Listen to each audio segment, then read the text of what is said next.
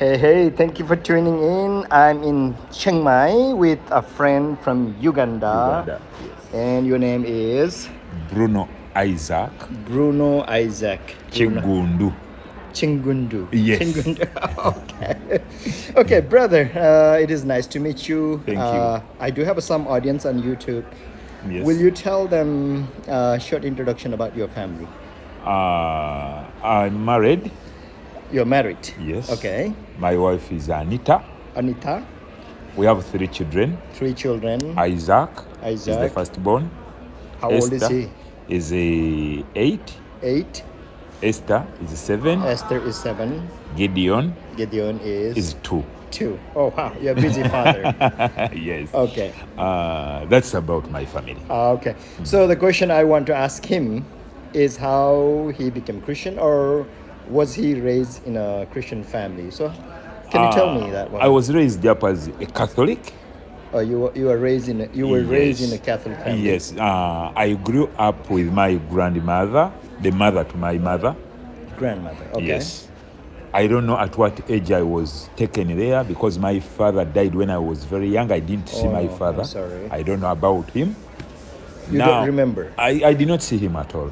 Oh, no. At all. Uh-huh. Actually, I just grew up knowing that my father died. Okay. My mother got married to another man, and I think that's the process how I was brought to my grandmother. Oh, So my grandmother was very, very poor. Okay. So I grew up in a struggling life with my grandmother. Okay.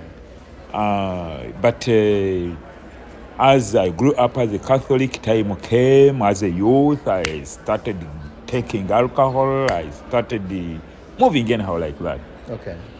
I studied and I was paying school fees for myself right from the primary 5. When I was in primary 5, I was working on sites, slashing people's compound. So in primary 5, I started paying school, catering for myself, financially paying school fees for myself, supporting myself with the scholastic materials like that. So life came when I finished at senior 3. I was telling you that at senior 3, there came a monk. Monk. Yeah. Catholic monk? Catholic monk. Okay. Who started helping me with the education. Okay. Now, when I reached my senior 4, for us we have senior 4. That's the last school class of O level, ordinary level. Okay. When I finished my exams, he asked me what I wanted to do. But because I was tired of school life, I've done a lot of jobs. I felt like, what should I do? I just told him, let me become a teacher. Okay. And in our country, being a teacher is what everyone cannot even think of. A primary teacher. But I said, so the teacher is not respected. No. Don't be. Actually, they are the least paid people. Okay. Now I just said, let me become a teacher. With the mind that let me just get that certificate and start the world. So after qualifying as a teacher, I grew up poor. Now I've taken a profession which is considered to be for poor people. I said, let me just start taking my alcohol. So I started taking alcohol. I could no longer even visit my grandmother who brought me up. Okay. I had no good relationship with my father's side. They had abandoned me completely. So at one time I just said, but why am I passing through this life? I just remember that personally, in our country, in our culture, we believe that for somebody to be well off, you should offer some ritual sacrifices to the ancestral spirits. So I said, I've never done this. It came in my mind. So I knew my uncle, my paternal uncle, whom I thought that he has that idea of doing those things, the offerings to the ancestral spirits. I said I should go to him. So it was on Sunday, 3rd October 1999. Okay, 1999. Yes. I said I'm going to him. So I woke up very early. I walked. It was around 5 kilometers from where I was, but I walked because I had And your uncle was a Christian? What I know, he was an Anglican. Oh, Anglican. But he was involved in those ritual practices. Oh, okay. So gotcha. my purpose of going to him was to help me so that he directs me on how I'm going to offer those rituals, and so that I also get a better life. Okay. So when I reached his place, I found him still asleep. When he came, he asked me, "Why are you here?" I said, "I've come, I have problems." He never answered me anything.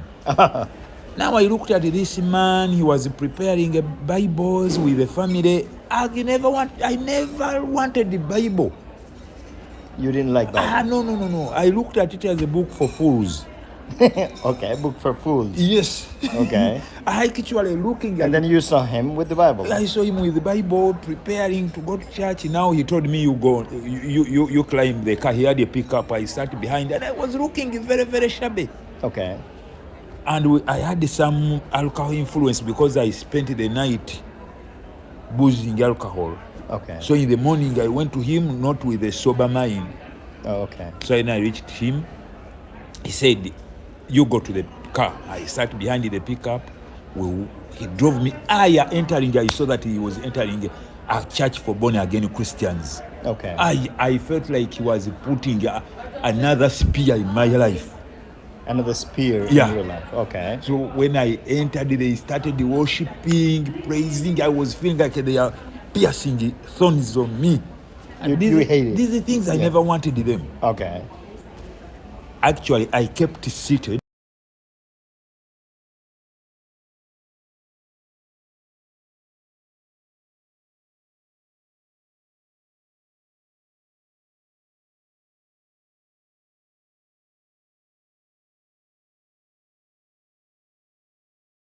I didn't know about Jephthah because I was not a Bible reader, but I just studied about Jephthah. What the man was talking was exactly about me. Now So when he began to preach about Jephthah, he was talking about and me. then you felt that he was talking to you. Now I started asking myself, probably this uncle might have told the pastor about my life, Okay. but I did not told anything about to my uncle. I said probably their spirit telling this man. Okay. But at the time I was in the church, I was like, now this uncle will not help me. I was thinking of going to another uncle still to help me go and do the ritual sacrifices. Okay. But as this man of God was finishing to preach, he said, in this church there is somebody that you are even here planning to go in the traditional shrines. Okay. You feel life is heavy for you.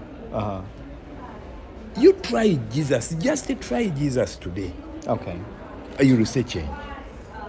So he said, those people who want to give their lives to Jesus Christ, come. Okay. The truth, I don't know how I reached to the pulpit, but I just found myself on the pulpit with my hands raised up. Okay. I said that prayer.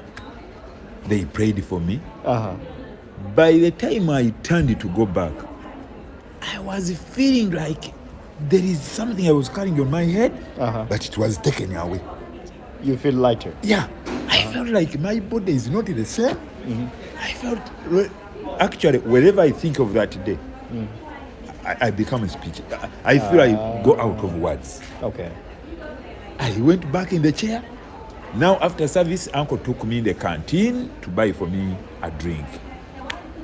That uncle is called Abel. He asked me, "You said you have problems. Can you tell me the problems?" I said, "But I don't have. I just wanted to come and greet you." That's what I told him. Okay. He said, "I know you had the problems, Okay. but those problems got finished from there." Okay. That's what he said. "As you see me, you think I'm rich, but I had the problems." And that happened when? That was on the 3rd of October. The very day I went to uncle's place to tell him my problems. Is the very day. 1999. 1999 is the very day he took me to church. 23 years ago. Now, from there, I don't know. I started opening the Bible, reading it. I could not understand what I was reading. I just landed on the scripture where a certain man was reading the Bible, and was he Philip who told him that do you understand what you are reading? There's that scripture there. This one said, how can I understand? So when I read that scripture, I started praying that, Lord, I want to understand the Bible. Because I was going in the church, people were talking about scriptures, but I was feeling now that thirsty for scriptures. But remember, I told you I never wanted the Bible at first. Okay, thank you so much for sharing your story. So it was 23 years ago. 23 years ago. And you went to church. You Yes. were taken by your uncle Yes. without knowing. Without knowing. But do you regret now? Yeah, no. No. I don't regret. From that time, I'm hearing God's voices. God tells me, do this. The truth now, I have helped very many children. I have a lot of children. I support in my country. I have a school. But all these, I don't know how they happen. I just feel a voice to do this. Even when I'm passing through a challenge, I get voices of encouragement that don't fear. I've experienced challenges, but I've never felt that challenges can take my life. Hey, it was a pleasure to me. Nice to meet you, Pastor, Thank you brother very and much. friend. Yeah, so this is us from Chiang Mai, Thailand. And he is from Uganda, and I'm from Nepal. Yeah. You have a great day and take care. Thank you very much. Bye-bye. Bye-bye.